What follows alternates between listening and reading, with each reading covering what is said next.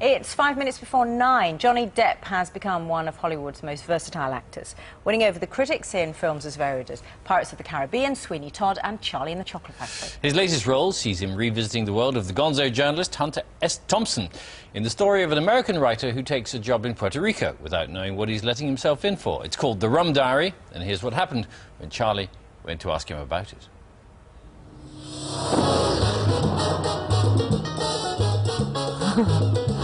Puerto Rico. I came down here looking for a story. It's called journalism. Your resume here. Don't look so anxious. I wouldn't have paid for your hotel if I hadn't already hired you. The Rum Diary takes place in 1959, 1960. Hunter had written The Rum Diary at that time, and then I got a few rejections from publishers, and then stuffed it into a box. I happened to be rummaging through his boxes with him, in 1997. Because he was a personal friend? Because he was a great friend of mine, yeah. And I located the Rum Diary. But I found the strangest paradise on earth. Hey, you made it. But you said you had a TV. The guy across the alley has a TV. I have binoculars. Well, Hunter S. Thompson, there's no way to explain the guy or define him. He was the quintessential journalist of the 60s, 70s, 80s. You know, he joined the Hells Angels to write about them, wrote a book in 1965, got beaten half to death. So what he did, he developed a style which he called gonzo journalism, where he put himself in the center of the story every time. The first time you met him, it's quite a weird encounter by most people's standards. There was a rendezvous sort of set up, and I went to a place called the Woody Creek Tavern in Woody Creek, Colorado. The front door exploded open of this bar. I was way in the back. And all I saw was sparks. I just saw sparks. And then I saw a sea of people kind of spread, it just opened up. And it was Hunter. He had a 3-foot cattle prod in his left hand, and he had a taser gun in his right hand. And he was clearing the decks, as it were, and he made his way back to me, introduced himself. We sat down, had a drink, got along famously, realized that we were both Kentucky boys. And within about 10 minutes of that, he invited me back to his house to build a bomb and shoot it with a shotgun. Want to just that last bit? Do you want to just take us through that? So you built a bomb. Yeah, we went back to his house, and in his kitchen we built a bomb of nitroglycerin and propane, and shot it with a nickel-plated 12-gauge shotgun. Okay. That's how we met. That's day one. Yeah. Now, you see, the thing is, I'm not sure who that tells us more about, him or you. What does it tell us about you, that kind of... Because you're clearly drawn to characters like that, because I know you became friends with Brando. Mm-hmm. And what's going on there? You're drawn to these people who are who live on the edge. I suppose I'm drawn to individuals, real individuals, who are, individual, and I mean that in... That word is dying these days, I mean, a proper individual, someone who is exactly who they are themselves, and not of the lemming variety, or dressing like the other guy, or trying to behave like the other guy. So does Johnny Depp have a pretty acute radar for sniffing out the people who are just full of whatever? Most definitely, yeah. For 20 years, I made a string of what were considered in Hollywood failures, just failures. And what was happening was, you'd start getting phone calls. When a film was about to be released, you'd get these phone calls, from heads of studios, or from these upper echelon sort of guys at companies saying, gee, I haven't seen you in a long time. God, we should get together. Let's have lunch, you know what I mean?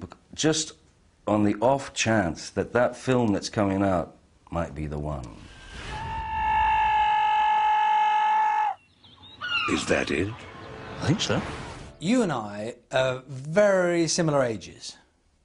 And one thing that occurs to me straight away is that I could never get away with what you're wearing. Well, I don't either, My kids would just roar with laughter if I came out in the morning wearing stuff like that. They would just roar. But you get away with it. I mean, that's cool. At least my kids don't roar, but they do. My daughter does paint my nails now and again, and you got to deal with it. Can we see? Am I allowed to say she hasn't done a terrific job, or is that your fault? No, that's my fault because they've all chipped and stuff like that. I haven't properly taken care of them, but yeah, that's the work of my daughter. Can I just ask about the tattoos and the other bits and bobs there? I mean, you've got quite a bit on your arms there. I have some tattoos, yeah. Can we have a look? Can I? Sure. What have you got there? That's a rook. Is there a reason for a rook? Rook was a card game, an old-school card game that my grandfather played all the time, and I remember him playing that very well, so that was for him. And that's him there. That's actually a picture of your granddad in a kind of a... Is that like a... Was he a sailor? He was in the Navy, yeah. Have you stopped with the tattoos now? Maybe a few more? No, you know, I mean, you know, you run out of room, certainly, but, you know, I've always looked at them like, you know, a kind of a journal, you know, a part of your life, you know, that you mark yourself at a certain point, you know, and everything kind of means something. So it's like a body journal. Can I talk to you about jokes? Certainly. You hate jokes, right? I do. I had to live with Al Pacino, you know, for 6 months doing Donnie Brasco, who told me this joke over and over and over and over and over. I mean, and I heard this joke 50 times, and I still never liked it. But he kept telling me, and that became the joke. Because he was just trying to wind you up. He'd go like this, John, skeleton goes into a bar, orders a beer and a mop. You have the same exact reaction I did. I'm not kidding, I don't know. I know. Skeleton goes into a bar, orders a beer and a mop.